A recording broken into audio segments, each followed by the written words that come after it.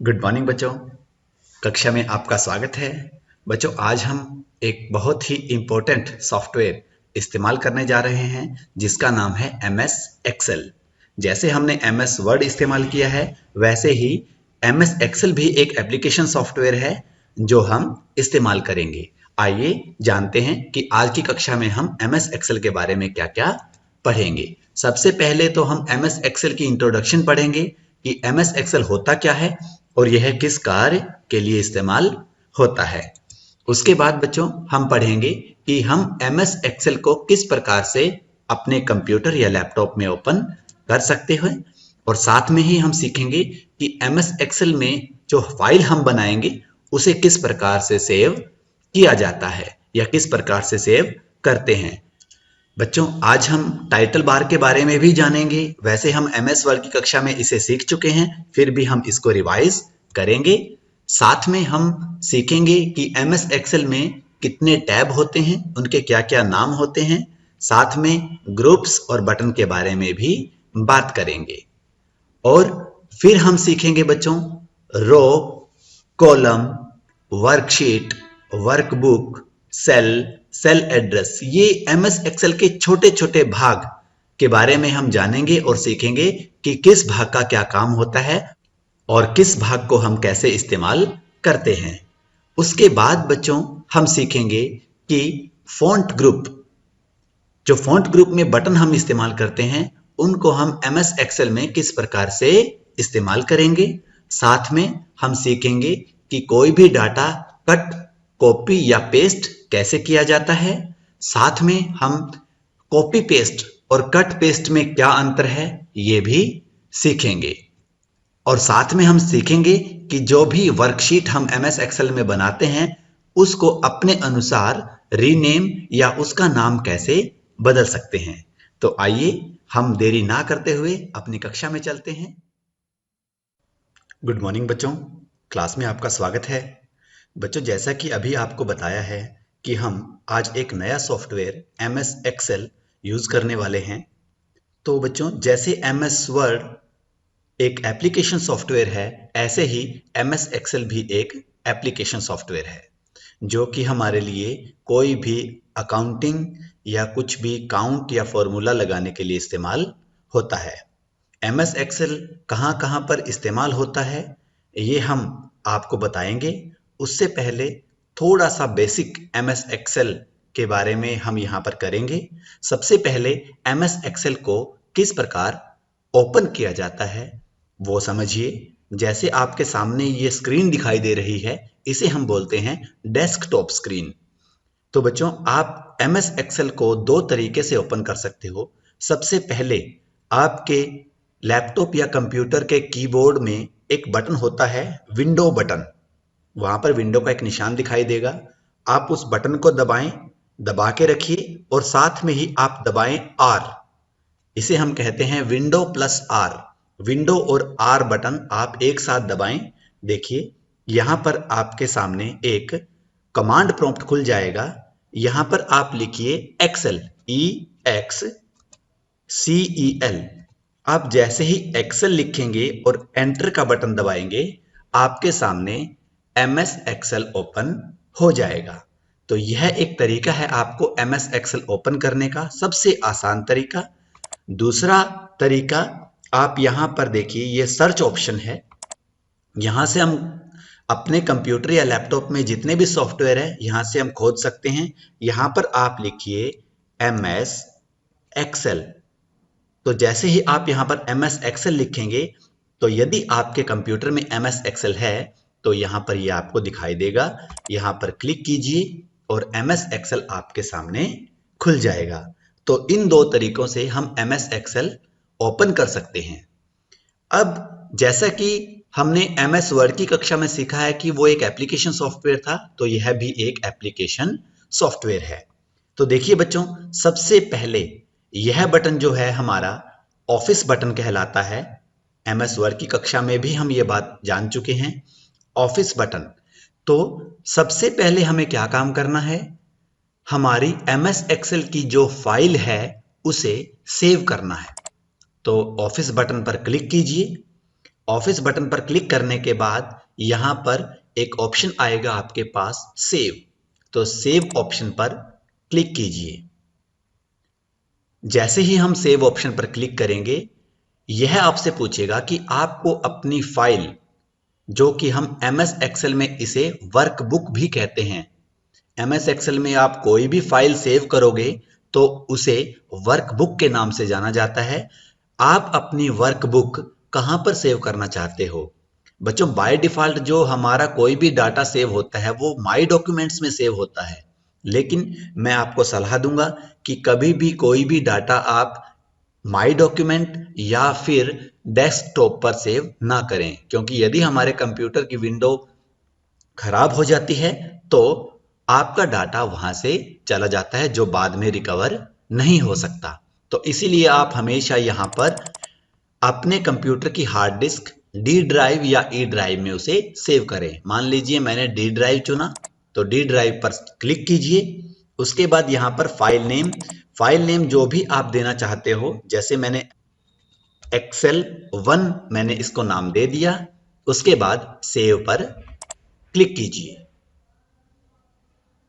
तो देखिए बच्चों, यहां टाइटल बार, ये सबसे ऊपर वाली जो पट्टी है इसे हम कहते हैं टाइटल बार। टाइटल बार पे नाम आ गया एक्सेल 1। इसका मतलब हमने इस फाइल को सेव कर लिया है और इस फाइल या फिर वर्कबुक का नाम है एक्सेल 1।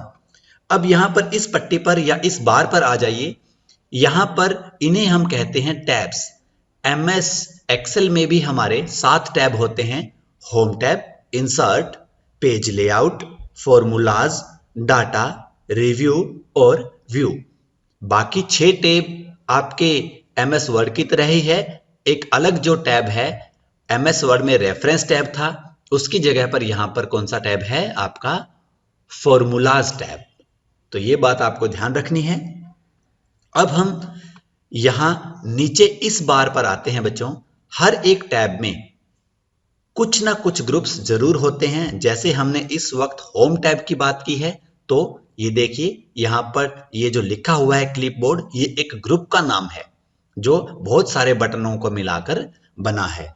तो clipboard group, font group, alignment group, number group, ये सभी प्रकार के आपके ग्रुप यहां पर दिखाई दे रहे हैं। और हर एक ग्रुप में कुछ ना कुछ बटन आपको यहां पर दिखाई दे रहे हैं। और आपको पता ही है कि यहां पर जो भी बटन दिया गया है वो बटन कोई ना कोई एक्शन या कोई ना कोई काम जरूर करता है। तो बच्चों, आपको इसको याद रखना है कि हर एक टैब में कुछ ग्रुप्स होते हैं और हर एक ग्रुप में कुछ ना कुछ बटन होते हैं और हर एक बटन कोई ना कोई काम जरूर करता है, कोई ना कोई एक्शन जरूर करता है। तो बच्चों, ये देखिए, अब हम आते हैं हमारे MS एक्सेल के वर्क एरिया की तरफ। कहने में अगर इसको सिंपल भाषा में बोला जाए कि वो एरिया, MS एक्सेल का वो एरिया जहां पर हम काम करते हैं या कार्य करते हैं, वो हमारे एक्सेल का वर्क एरिया कहलाता है। तो बच्चों, टेक्निकल भाषा में हम इस वर्क एरिया को बोलते हैं वर्कशीट। आप इस वर्कशीट को बड़े ध्यान से देखिए। आपको ऐसा नहीं लगता कि ये आपकी एक मैथ की कॉपी है? आपकी मैथ की कॉपी में भी इस प्रकार के डब्बे या सेल्स बने होते थे जिसमें हम मैथ के नंबर्स लिखते थे। उसी प्रकार की शीट यहां पर दिखाई दे रही है। वर्कशीट एक ऐसी शीट, एक ऐसा पेज जहां पर हम काम कर रहे हैं, वो क्या कहलाती है? हमारी वर्कशीट। इस बात को बड़ा ध्यान से सुनिएगा आप कि ये देखिए ABCD, इस वर्कशीट के ये कहलाते हैं कॉलम, जो अल्फाबेटिकल में दिया गया है, ABCD के आधार पर दिया गया है, इन्हें हम कहते हैं कॉलम। और ये बाईं तरफ आइए, 1 2 3 4, इन्हें हम कहते हैं रो, पंक्ति। तो आप देखिए, ये जो कॉलम हैं और ये जो रोज हैं, यहां पर पंक्तियां हैं और कॉलम हैं, इन सभी को मिलाकर ये एक वर्कशीट बनी हुई है। तो अगर हम आपसे पूछते हैं कि वर्कशीट क्या होती है, तो हम इसका एक आसान सा जवाब दे सकते हैं कि रो और कॉलम्स को मिलाकर वर्कशीट बनती है। जो नंबरिंग में दी गई है 1 2 3 4 5 6 ये हमारी रोज कहलाती हैं, और जो ये अल्फाबेटिकल में दिए गए हैं ABCD ये हमारे कॉलम कहलाते हैं, और रो और कॉलम को मिलाकर हमारी वर्कशीट बनती है। ये देखिए यहाँ पर शीट 1, इस वक्त हम अपनी कॉपी के मैथ की कॉपी के पहले पेज पर हैं। कहने की बात है कि हम अपनी MS एक्सेल की जो वर्कबुक है उसकी पहली शीट पे हैं। ये देखिए शीट नंबर 2, शीट नंबर 3 और बहुत सारी शीट यहाँ पर हम ले सकते हैं, जैसे एक मैथ की पूरी कॉपी होती है। तो ये देखिए अलग अलग वर्कशीट पर हम अलग अलग काम कर सकते हैं। तो यदि आपसे पूछा जाए कि वर्कबुक क्या होती है, तो बहुत सारी वर्कशीट को मिलाकर क्या बनती है, एक वर्कबुक। तो ये डेफिनेशन हमारी आपके बहुत काम आएगी कि वर्कबुक किसे कहते हैं। बहुत सारी वर्कशीट को मिलाकर वर्कबुक बनती है, या बहुत सारी वर्कशीट के कॉम्बिनेशन को वर्कबुक कहा जाता है। तो ये देखिए बच्चों, ये जो हमारा भाग है ये कहलाता है सेल, सबसे छोटा भाग। इसको हम ये भी कह सकते हैं कि वर्कशीट का सबसे छोटा भाग सेल कहलाता है। और आपने एक बात देखी कि ये जो सेल है, ये जो डिब्बा है, जिसे हम अपनी टेक्निकल भाषा में सेल कहते हैं और आपको भी सेल ही बोलना है, ये एक कॉलम ई नाम का कॉलम है देखिए, और फोर्थ रो है। तो इन दोनों को मिलाकर, या हम कह सकते हैं कि ई नाम का कॉलम और फोर्थ रो जहां एक दूसरे को काटते हैं वहां पर क्या बन गया, ये एक सेल। तो हम इसे ये भी कह सकते हैं कि जहां रो और कॉलम एक दूसरे को डिवाइड करते हैं, काटते हैं, वह भाग क्या कहलाता है, सेल। तो आप इसमें से कोई भी डेफिनेशन इसमें याद कर सकते हो या बोल सकते हो। अब देखिए ये जो सेल हैं, हर एक सेल का यहां पर एक एड्रेस होता है, एक नाम होता है। वो कैसे? जैसे मान लीजिए मैंने यहां पर इस सेल पर क्लिक किया। सेल तो सभी हैं, लेकिन इस सेल के चारों तरफ एक डार्क सा बॉर्डर बना हुआ है, एक ब्लैक कलर का बॉर्डर बना हुआ है। ऐसे सेल को हम बोलते हैं एक्टिव सेल। जो सेल इस वक्त हमने सेलेक्ट किया हुआ है, ऐसे सेल को हम एक्टिव सेल कहते हैं। तो ये जो सेल है, अगर हम इसका एड्रेस जानना चाहते हैं कि इस सेल का नंबर क्या है, ये कौन सा सेल है, तो वो आपको पता चलेगा यहां, जिसे हम बोलते हैं सेल एड्रेस। ये देखिए यहां पर लिखा हुआ है F4। तो इस सेल का जो एड्रेस है वो है F4। वो एड्रेस कैसे बना, आप बताइए। ये सेल कौन से कॉलम में है? ये देखिए F कॉलम में। और कौन सी रो में है? फोर्थ रो में। तो इसका नाम हमने क्या रख दिया, F4। पहले कॉलम नेम और फिर रो नेम। इसके पास ये देखिए ये कौन सा कॉलम है, I, और कौन सी रो है, 8वीं, 8th। तो इसका नाम क्या हो गया, इसका एड्रेस क्या हो गया, I8। यहां पर देखिए I8 ही लिखा हुआ है। तो ऐसे ही जिस भी सेल का एड्रेस आपको जानना है, तो वो किस कॉलम में है और किस रो में है, उन दोनों को मिला दीजिए, उसका एड्रेस बन जाएगा। इस सेल का एड्रेस क्या है, K12। तो इस तरीके से हम अपने सेल का एड्रेस जान सकते हैं या देख सकते हैं। अब हम इस शीट पर आते हैं बच्चों। ये शीट 1 है। यदि मान लीजिए मैंने यहां पर 9th क्लास के बच्चों का एक रिकॉर्ड बनाना है, एक फाइल बनानी है, तो हम इस शीट को रीनेम भी कर सकते हैं। इस शीट के नाम को हम बदल भी सकते हैं। देखिए कैसे, यहां पर शीट के पास जाके आप राइट क्लिक कीजिए, दाहिना क्लिक कीजिए अपने माउस से, और यहां पर रीनेम पर क्लिक कीजिए। देखिए अब मुझे 9th क्लास बनाना है, तो मैं यहां पर लिख सकता हूं 9th क्लास, और फिर अपनी वर्कशीट पर कहीं पर भी क्लिक कर दीजिए। ये देखिए इस शीट का नाम हो गया हमारा 9th क्लास। तो इस तरीके से हम शीट को अपने तरीके से भी नाम दे सकते हैं या उसके नाम को बदल सकते हैं। अब बच्चों हम सीखते हैं कि जो हमारी रो है या हमारा कॉलम है उसकी ऊंचाई या चौड़ाई को हम कम या ज्यादा कैसे कर सकते हैं। देखिए, इसमें हमारे दो तरीके हैं। सबसे पहले आपको जिस भी रो की ऊंचाई बदलनी है, ज्यादा करनी है, कम करनी है, तो आप उस रो के बिल्कुल कोने पे आ जाइए। यहां पर देखिए, ये निशान आपका बन जाएगा। इस निशान आने के बाद आपको क्या करना है, अपने माउस का लेफ्ट क्लिक दबा लेना है। लेफ्ट क्लिक दबा के आप उसको नीचे की तरफ लेके जाइए माउस को, और जहां पर भी आपका मन करे छोड़ दीजिए। ये देखिए, आपकी जो रो है उसका साइज बदल गया है या फिर बढ़ गया है। ऐसे ही आप अपने कॉलम के साइज को बढ़ाने के लिए आप ये देखिए, ये कॉलम के बिल्कुल बॉर्डर पर ये लेके जाइए, यहां पर ये निशान बन जाएगा।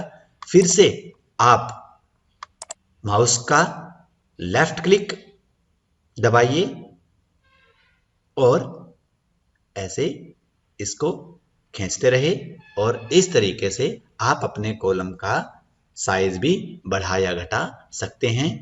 रो के साइज को घटाने या बढ़ाने के लिए आप उसको उसके बॉर्डर पर लेके जाइए कर्सर को, और फिर हमारे माउस का लेफ्ट क्लिक दबा के रखिए और उसे जहां भी आपकी मर्जी, जितने भी आपको रो की हाइट चाहिए वहां पर जाके छोड़ दीजिए। इस तरीके से हम रो और कॉलम की हाइट और विड्थ, हमेशा ध्यान रखना, रो की हमेशा हाइट होती है, ऊंचाई होती है, और कॉलम की हमेशा चौड़ाई होती है। तो यदि हमें किसी रो की हाइट, ऊंचाई को घटाना या बढ़ाना है, या फिर अपने कॉलम की चौड़ाई को घटाना या बढ़ाना है, तो एक तरीका ये भी है, और दूसरा तरीका सबसे आसान, कि आप जिस भी कॉलम की चौड़ाई आपको घटानी या बढ़ानी है उस कॉलम पर क्लिक कीजिए। ये देखिए, पूरा कॉलम सेलेक्ट हो गया। उसके बाद यहां पर सेल्स ग्रुप में फॉर्मेट पर क्लिक कीजिए। फॉर्मेट पर क्लिक करने के बाद देखिए यहां पर आएगा कॉलम विड्थ, तो आप कॉलम की विड्थ पर क्लिक कीजिए। ये देखिए, इस वक्त जो कॉलम की विड्थ है वो 34.57 है। आप यदि इसे कम करना चाहते हो तो यहां पर आप अपनी विड्थ लिख दीजिए, चौड़ाई लिख दीजिए। मान लिया मैंने लिखा 25, ओके कर दीजिए। ये देखिए, कॉलम की चौड़ाई घट गई। ऐसे ही जिस भी रो की ऊंचाई आपको कम या ज्यादा करनी है उस रो को सिलेक्ट कीजिए। रो को सिलेक्ट करने का सबसे आसान तरीका, उस रो का जो नंबर है उस पर क्लिक कर दीजिए। ये सारी रो अपने आप सेलेक्ट हो जाएगी। उसके बाद आप फिर फॉर्मेट पर क्लिक कीजिए। फॉर्मेट पर क्लिक करने के बाद अब आपको क्लिक करना है रो हाइट पर। रो हाइट पर क्लिक कीजिए। यहां पर रो की हाइट 15 है, यदि आप उसको 35 करना चाहते हो तो यहां पर 35 लिख दीजिए और ओके कीजिए। ये देखिए, रो की जो ऊंचाई है वो बदल गई। इस तरीके से आप सेल्स ग्रुप में जाके फॉर्मेट बटन में जाके भी रो की हाइट और कॉलम की विड्थ घटा या बढ़ा सकते हैं। तो बच्चों, ये हमारे रो की हाइट या कॉलम की विड्थ को घटाने या बढ़ाने के लिए बटन्स थे। अब हम बात करते हैं कुछ महत्वपूर्ण बटन्स की जो आपके लिए बहुत काम करेंगे। मान लीजिए यहां पर मैंने लिखा अशोक। अब जैसे ही आप इस सेल को सेलेक्ट करोगे उसके बाद ये कुछ बटन्स हैं जो आपके बहुत काम आएंगे। सबसे पहला बटन है आपका फॉन्ट साइज। होम टैब में फॉन्ट ग्रुप में सबसे पहला बटन है आपका फॉन्ट साइज। ये देखिए, जैसे ही हम क्लिक करते हैं तो आप इससे आप अपने जो एक्सेल शीट में लिखे गए फॉन्ट के साइज को घटा या बढ़ा भी सकते हो। ये देखिए, यहां पर मैंने क्लिक किया तो ये आपके फॉन्ट साइज को मैंने बढ़ा दिया। इससे अगला जो बटन है बच्चों वो है ग्रो फॉन्ट। देखिए, फॉन्ट साइज में हम फॉन्ट के साइज को घटा भी सकते हैं और बढ़ा भी सकते हैं, दोनों प्रकार के कार्य हम कर सकते हैं। लेकिन फॉन्ट के साइड में ही एक ऑप्शन है आपका ग्रो फॉन्ट। ग्रो मतलब बढ़ना, उगना। तो इसमें जैसे ही हम क्लिक करते हैं तो ये हमेशा फॉन्ट के साइज को बढ़ाएगा। तो इस तरीके से यह जो बटन है हमारा ग्रो फॉन्ट, वो फॉन्ट के साइज को केवल बढ़ाने के लिए इस्तेमाल होता है। तो घटाने के लिए कौन सा बटन होगा? इसके साथ ही एक बटन है श्रिंक फॉन्ट, जो हमारे फॉन्ट के साइज को घटाएगा। जैसे ही हम श्रिंक फॉन्ट पे क्लिक करेंगे, वो फॉन्ट के साइज को ऑटोमेटिकली घटाता रहेगा। अगला जो बटन है हमारा बच्चों, वो है फॉन्ट स्टाइल। ये क्या करता है? हमारे फॉन्ट को कोई भी स्टाइल या किसी भी स्टाइल में लिखने के लिए इस्तेमाल होता है। यहां से बहुत सारे स्टाइल आपको दिए गए हैं, आप किसी भी स्टाइल को इस्तेमाल कीजिए, क्लिक कीजिए, उसी स्टाइल में आपका फॉन्ट या आपके जो टेक्स्ट हैं, अक्षर हैं, शब्द हैं, वो यहां पर लिखे जाएंगे। और ये देखिए, ये बटन है हमारा बोल्ड। यदि आपको थोड़ा सा डार्क या थोड़ा सा गूढ़े अक्षर, डार्क शब्द चाहिए, तो आप बोल्ड कर सकते हो। उसके बाद इटैलिक, ये आपके शब्दों को, जो भी शब्दों की बनावट है, उसको थोड़ा सा तिरछा कर देता है, जिससे हमारे शब्द जो हैं थोड़ा सा अट्रैक्टिव लगे, अलग लगे। और ये है अंडरलाइन। यदि आपको आपके शब्द, जो भी आपने शब्द चुन रखा है, उसके नीचे एक लाइन लगानी है, अंडरलाइन करना है, तो आप इस बटन का इस्तेमाल कर सकते हो। तो ये हमारे कुछ महत्वपूर्ण बटन थे, जिसके जरिए हम अपने फॉन्ट को हल्का सा बदलाव दे सकते हैं या अच्छा बना सकते हैं। उसके बाद ये है फॉन्ट कलर।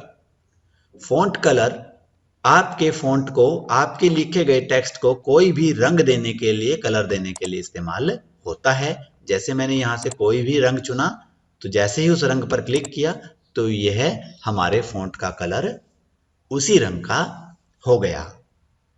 अब देखिए, यदि मैं यह जो लिखा गया शब्द है, इसे मैं कॉपी करके किसी दूसरे सेल में पेस्ट करना चाहता हूं, तो पहले सेल को सेलेक्ट कीजिए। यहां पर देखिए एक ऑप्शन है कॉपी, तो कॉपी पर क्लिक कीजिए, या फिर शॉर्टकट की है इसकी कंट्रोल+C। कंट्रोल+C अपने कीबोर्ड से दबा के भी आप कॉपी कर सकते हो। और आप चाहते हो कि यह नाम मुझे इस सेल में चाहिए, तो इस सेल को सेलेक्ट कीजिए जिसमें आपको यह नाम चाहिए, और यहां पर एक बटन है क्लिपबोर्ड ग्रुप में पेस्ट, तो वहां पर आप बटन को दबा सकते हो, या फिर अपने कीबोर्ड से कंट्रोल+V भी दबा सकते हो। तो क्लिक कर दीजिए पेस्ट, यहां से अक्षर ये कॉपी हो गई, यहां पर पेस्ट हो गया। अब मान लीजिए आप इस शब्द को यहां से काटना चाहते हो और किसी दूसरी जगह पर रखना चाहते हो, तो हम इस्तेमाल करेंगे कट ऑप्शन का। यह भी क्लिपबोर्ड ग्रुप में है। यहां से कट ऑप्शन पर क्लिक कीजिए, और उसके बाद जहां पर भी आप इसे रखना चाहते हो, उस सेल को सेलेक्ट करो, और फिर से पेस्ट ऑप्शन पर क्लिक कर दीजिए। देखिए वहां से ये ऑप्शन कट गया और यहां पर पेस्ट हो गया। यदि आप यहां से कट ऑप्शन इस्तेमाल नहीं करना चाहते, तो आपके पास एक शॉर्टकट की है कंट्रोल+X, वहां से भी आप कट कर सकते हो। और पेस्ट की शॉर्टकट की है कंट्रोल+V, तो उस शॉर्टकट की से भी आप पेस्ट कर सकते हो। आज की क्लास में इतना ही, आप प्रैक्टिस करते रहिएगा। और अब हमारे क्लास के अगले भाग में, जहां पर आपको इस क्लास के ऊपर आधारित प्रश्न बताए जाएंगे, वो देखिए। तब तक के लिए धन्यवाद। तो बच्चों, आज की कक्षा के ऊपर आधारित हमारे कुछ इंपॉर्टेंट क्वेश्चन बनते हैं, जो हम यहाँ पर अब डिस्कस करेंगे। तो सबसे पहले जो हमारा प्रश्न बनता है, MS एक्सेल क्या है, और यह क्या काम करता है या किस काम के लिए इस्तेमाल किया जाता है, यह बहुत ही महत्वपूर्ण प्रश्न है। दूसरा जो प्रश्न हमारा बनता है, वो है MS एक्सेल के इन्हीं 3 टैब्स का नाम बताएं। इनमें आपसे 2 टैब भी पूछ सकते हैं, 4 टैब भी पूछ सकते हैं, तो आपको सब टैब के नाम याद करने हैं।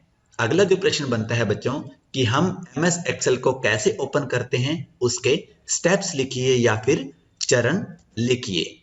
साथ में ही आप MS एक्सेल में जो फाइल सेव करते हो वो कैसे सेव करते हो, किन किन स्टेप्स को इस्तेमाल करके सेव करते हो, वो आपका एक महत्वपूर्ण प्रश्न बनता है। अगला जो प्रश्न हमारा बनता है वो है कि होम टैब। आज हमने अपनी कक्षा में होम टैब के बारे में बात की है, तो होम टैब के आपसे किन्हीं भी 4, 5, 6 बटन के बारे में पूछा जा सकता है। जैसे हमने किए bold, italic, underline, cut, copy, paste, तो इस प्रकार के सभी बटन्स में से कोई भी 6 बटन आपसे पूछे जा सकते हैं और यह एक बहुत ही महत्वपूर्ण प्रश्न है। यह लगभग आपके पेपर में आ सकता है। उसके बाद जो हमारा प्रश्न बनता है वो है कि वर्कशीट जो हमने रीनेम की थी या वर्कशीट का नाम हमने बदला था, तो उसके स्टेप्स लिखिए या उसके चरण लिखिए। आगे जो बच्चे एक महत्वपूर्ण प्रश्न हमारा बनता है, अभी हमने अपनी कक्षा में भी सीखा था कि जब हम कट पेस्ट करते हैं तो क्या होता है और कॉपी पेस्ट करते हैं तो क्या होता है, तो उनमें क्या अंतर है, आपसे ये प्रश्न एग्जाम में पूछा जा सकता है। और आगे जो प्रश्न हमसे पूछा जा सकता है परिभाषा, डेफिनेशंस, आपसे डायरेक्ट भी कुछ बटन्स की डेफिनेशन पूछी जा सकती है। जैसे रो और कॉलम क्या होते हैं, इनकी परिभाषा दीजिए।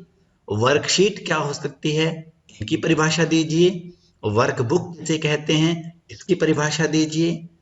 सेल क्या होता है, सेल एड्रेस क्या होता है। तो ये अलग अलग प्रकार के डेफिनेशन या परिभाषा हमसे पूछी जा सकती है। तो यह 1 या 2 नंबर में आपके एग्जाम में आ सकती है। साथ में ही हमसे शॉर्टकट की भी पूछी जा सकती है बच्चों, जैसे बोल्ड या फिर इटैलिक या अंडरलाइन की शॉर्टकट की बताएं।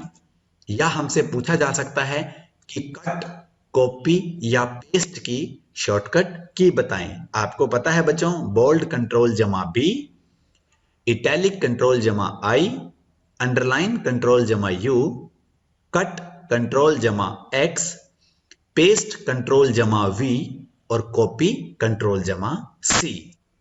तो बच्चों इस तरीके से आपके ये कुछ महत्वपूर्ण प्रश्न बनते हैं। आपको इन्हें याद भी करना है और अपनी कॉपी पे लिखना है। हम अपनी अगली कक्षा में फिर मिलेंगे, तब तक के लिए धन्यवाद।